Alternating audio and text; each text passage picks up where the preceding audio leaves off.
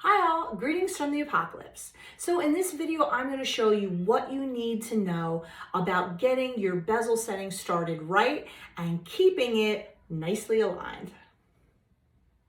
So basically we're ready to set. And let's take a look at your little tool. And exactly, it's like, oh look, the bezel roller from the master setting tool set. So the only thing we were talking about before is that as I'm using these, I often take some 400 or 320 sandpaper and just keep the working surface here just slightly roughened. You don't actually want that really too smooth and shiny or else you'll slip more, okay? I mean, that looks pretty good just the way it is. But if you want, just like get out a piece of 400 or 320 sandpaper and have it sitting there, and if you feel like you need it, we'll need it. Okay. So the only other thing to remember about this is that this is an oval stone. So normally with oval stones, I'm going to work the skinny ends first because I want to make sure it stays aligned. Sometimes you press too hard on one side, you can end with like a little, you know, like a little tilt, which is not what you want. So you don't have to consider that when you're doing a round. When it's an oval, you do. So you just have to kind of keep an eye on that and make sure the whole thing doesn't end up a little So we're going north, south until and keeping our eye on that, Right. because sometimes what happens is you do that and then you pressing too hard on one side and it ends up with the point sort of listing off a little bit, you know what I mean, a little tilted, and you don't want that. yeah. Okay, Let me just ask you one more thing about this. lay it on me. One of the sides of the bezel, it seems, you know, I'm sure it's me, but this combination of the bezel and the stone, there's more gap here than there. So, is that something to be concerned about? Should I take that down at all? No, I don't think so. It just means we just have to make sure we get that extra space. I mean, one of the things that I use to decide what areas to really concentrate on are areas with more space. The more space, you got to pay more attention to them and get that extra space out of there. Okay. But it's not going to really change our overall attack plan. Okay? Sounds good. So, Go, girl. as You go, always, girl. when we set, tools in the palm of our hand, thumb and forefinger on both sides, like that. I stand up because I'm short, elbow up in the air, so pardon my elbow pointing at you, to be able to get that nice 45-degree angle right here. Because this is the sweet spot right here. Sure. That's the sweet spot of the tool, right in the middle there. And that's why it's good to have a wider tool like this, because you have a bigger sweet spot. So even if you're off by a millimeter or two, you're still, you know, you're still getting your action done. Exactly. Still sweet. Perfect. I love that. Okay, so now I'm going to put my hands on here because you know that stone can just fly out of here if we don't hold on to it. Okay, and I'm just going to press in Like butter. just that's it. I'm going to flip it around and do the other side.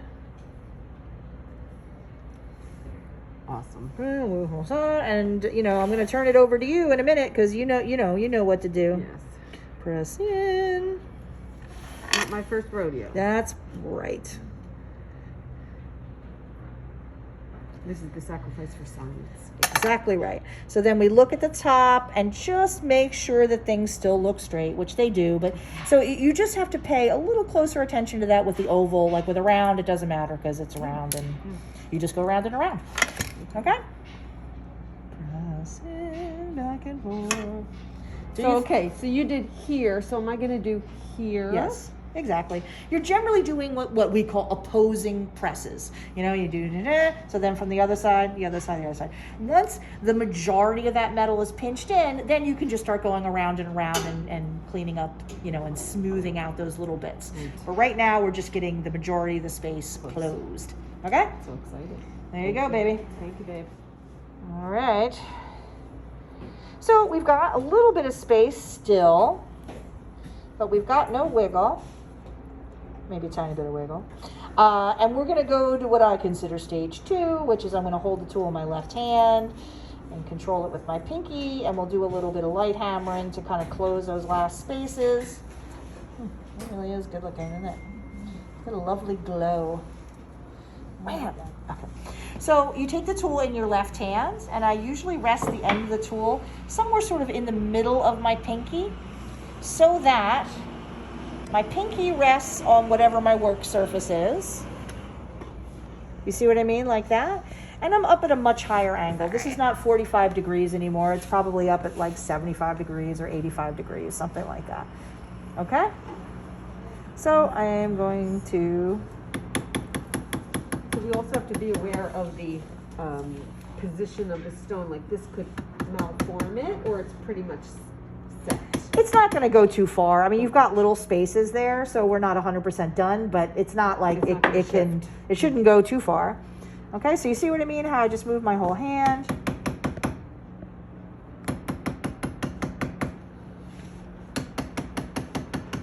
But what you can do, because, you know, there is that concern like we talked before, we don't want to get it too off, so we can work the ends first to get those a little tight and make sure they stay in place, rather.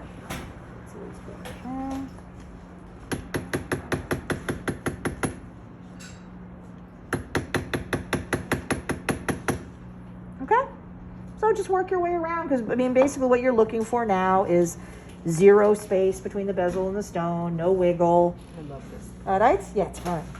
There you go.